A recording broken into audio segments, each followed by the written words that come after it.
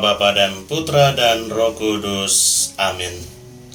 Ibu, bapak, rekan-rekan muda dan adik-adikku yang terkasih dalam Tuhan kita Yesus Kristus, bersama saya Romo Rafi Uran CSSR dalam renungan hari Minggu biasa yang ketiga. Bacaan-bacaan yang kita dengarkan pada hari ini banyak berbicara soal panggilan untuk hidup baru. Bacaan pertama dari kitab Nabi Yunus menggambarkan soal pribadi Allah yang selalu mengharapkan pertobatan dari manusia. Pribadi Allah yang selalu punya inisiatif dan partisipatif untuk menyelamatkan manusia. Allah selalu mengarahkan perhatian kepada semua orang. Oleh karena itu, Allah mengutus Yunus untuk menyerukan pertobatan kepada orang-orang di Niniwe. Yunus taat pada kehendak Allah. Ia menyampaikan apa yang menjadi pesan Allah. Dan pewartaan Yunus kepada orang-orang Niniwe sungguh berhasil. Akhirnya para penduduk Niniwe percaya akan Tuhan dan bertobat. Yunus yang taat akan perintah Allah hadir membawa sukacita kepada semua orang, termasuk orang-orang yang berdosa. Ketaatan pada Allah membawa keselamatan bagi banyak orang. Ketaatan Yunus ini membawa pertobatan dari orang-orang Niniwe yang terkenal sebagai orang-orang yang keras. Dan dalam bacaan kedua, kita mendengar surat Rasul Paulus kepada jemaat di Korintus. Jika kita membaca begitu saja perikop ini, akan menimbulkan semacam kebingungan di dalam pikiran kita. Karena Paulus mengatakan bahwa yang beristri hendaknya berlaku seolah-olah tidak beristri. Yang menangis berlakulah seolah-olah tidak menangis. Yang gembira seolah-olah tidak gembira, dan yang membeli seolah-olah tidak memiliki apa yang dibeli. Paulus mengatakan ini semua tentu mempunyai latar belakangnya.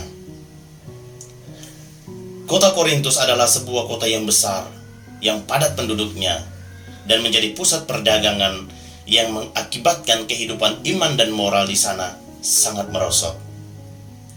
Oleh karena kemerosotan moral dan iman ini, maka Paulus menyerukan sebuah pertobatan. Pertobatan itu merupakan sebuah pertobatan yang radikal. Paulus bukan menyerukan meninggalkan harta dan segala sesuatu yang bersifat duniawi, tidak. Melainkan Paulus menyerukan cara pandang dan perilaku yang berbeda terhadap sebuah harta duniawi. Barang-barang yang kita beli hendaknya kita manfaatkan demi kebaikan bersama, bukannya memegang teguh barang-barang tersebut hanya untuk kesenangan kita semata. Pasangan yang kita miliki bukannya digunakan sebagai objek pelampiasan nafsu, objek eksploitasi semata, melainkan dapat bekerja sama untuk menciptakan sebuah kebahagiaan. Jadi sebenarnya Paulus mau mengajak semua umat di Korintus dan kepada kita semua untuk melihat bahwa harta duniawi dan milik pribadi yang kita punya, pandanglah itu dari segi perspektif yang berbeda, dengan sebuah paradigma yang baru, bahwa apa yang kita miliki saat ini, apa yang kita gunakan saat ini haruslah untuk mencapai kebahagiaan bersama, bukan hanya sekedar pelampiasan.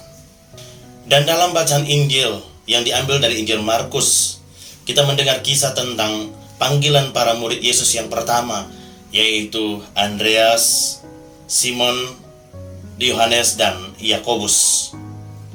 Dalam cerita yang tentu saja sudah sering sekali kita dengar ini, dikisahkan bahwa Yesus memanggil mereka di saat mereka sedang bekerja sebagai penjala ikan bersama dengan keluarga dan teman-teman mereka. Menjala ikan adalah sebuah pekerjaan normal yang dilakukan oleh mereka-mereka yang hidup dan tinggal di sekitaran Danau Galilea. Walau demikian, ketika Yesus menawarkan sebuah pekerjaan baru, yaitu menjadi penjala manusia, mereka dengan senang hati meninggalkan pekerjaan lama mereka itu dan pergi mengikuti Yesus. Tindakan meninggalkan jala, perahu, dan anggota keluarga adalah sebuah keputusan yang tentu saja berat. Nah, yang mau disampaikan dari keputusan yang berat itu adalah bahwa kita harus bersedia meninggalkan keterikatan kita pada kehidupan lama, hal-hal duniawi yang mengikat kita, dan bersedia untuk memulai suatu kehidupan yang baru. Hidup lama yang diwarnai dengan permusuhan, kebencian, dendam, iri hati ditinggalkan, dan memulailah sebuah hidup yang baru, hidup yang penuh dengan pengampunan, kasih sayang, kerendahan hati, dan penuh dengan belas kasihan. Ibu bapak, rekan-rekan muda, dan adik-adikku yang terkasih dalam Tuhan kita Yesus Kristus, ketiga bacaan yang kita dengarkan pada hari Minggu biasa yang ketiga ini berbicara soal pertobatan untuk hidup baru. Pernah kami mengunjungi sebuah lapas dan mengadakan ibadah bersama dengan para penghuni lapas yang beragama Kristen, Katolik maupun Protestan. Ketika ibadah selesai, selalu diberikan kesempatan kepada salah seorang dari mereka untuk memberikan kesaksian hidup. Ada seorang pria parubaya kemudian maju dan memberikan kesaksian, dan dalam kesaksian itu ia berkata begini, "Saudara-saudara, tak seorang pun di dunia ini yang terlahir sebagai penjahat. Kami semua yang berada di sini bukan penjahat, tetapi kurang menggunakan akal sehat dalam melakukan sebuah perbuatan. Di sini kami dibina, di sini kami diarahkan untuk meninggalkan masa lalu dan mulai berpikir akan sebuah hidup baru di masa yang akan datang." Ibu bapak, rekan-rekan muda, dan adik-adikku, sebuah refleksi yang bagi saya sangat menarik, bahwa kita semua terlahir ke dunia ini bukan untuk menjadi penjahat, bukan untuk menjadi pembenci sesama, bukan untuk memusuhi sesama, menyakiti hati sesama. Tidak. Kita menjadi seperti itu karena kita kurang menggunakan akal sehat dengan baik.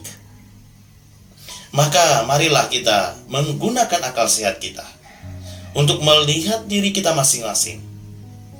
Hal-hal apa saja yang perlu saya tinggalkan, hal-hal apa saja yang perlu saya lepaskan, untuk kemudian bertobat dan memulai suatu hidup yang baru.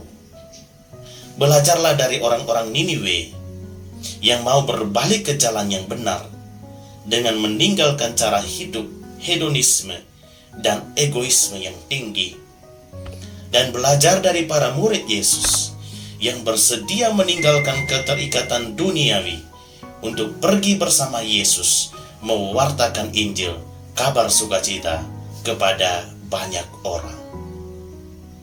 Tuhan memberkati kita semua. Amin. Semoga Allah memberkati Bapak, Ibu, saudara-saudari sekalian dalam usaha dan pelayanan di hari-hari yang akan datang, dan teristimewa di dalam usaha kita untuk selalu mau berubah dari hari ke hari menjadi pribadi-pribadi yang lebih baik, dalam nama Bapa dan Putra dan Roh Kudus. Amin.